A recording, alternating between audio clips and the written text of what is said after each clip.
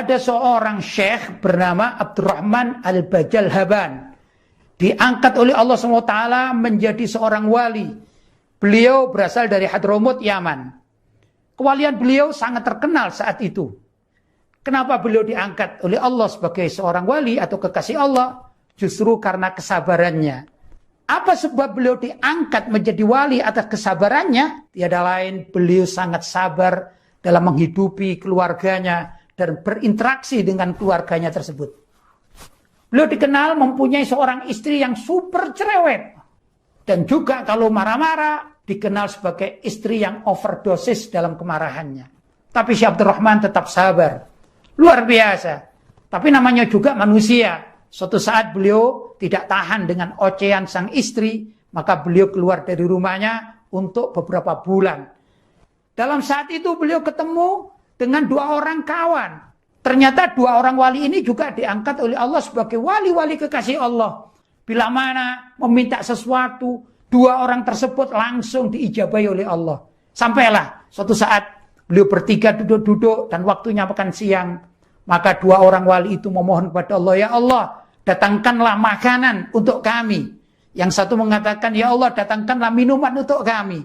Maka seketika itu juga makanan hadir di hadapan mereka beserta dengan minumannya. Usai mereka makan, mereka berbincang-bincang. Begitu datang waktu makan malam hari, Syekh Abdurrahman ini berkehendak ingin memohon kepada Allah. Kok aneh, dua orang sahabatnya ini bisa meminta dan diberikan begitu saja. Maka Syekh Abdurrahman mencoba berdoa kepada Allah, ya Allah, berikan kami makanan ini dan itu sesuai dengan selera Syekh Abdurrahman. Subhanallah, Allah mengijabahi. Bahkan Allah mengirim 2 kali lipat dari permintaan dua sahabatnya tadi. Tentu saja dua sahabatnya terpengong-bengong dan bertanya, ya Syekh, kenapa engkau meminta kepada Allah dan diijabahi 2 kali lipat dari apa yang kami minta? Maka Syekh Abdurrahman justru bertanya balik, hei kawan-kawanku, aku kepingin tahu doa kalian kepada Allah itu apa, sehingga kalian juga bisa mendapatkan makanan sesuai dengan permintaan kalian.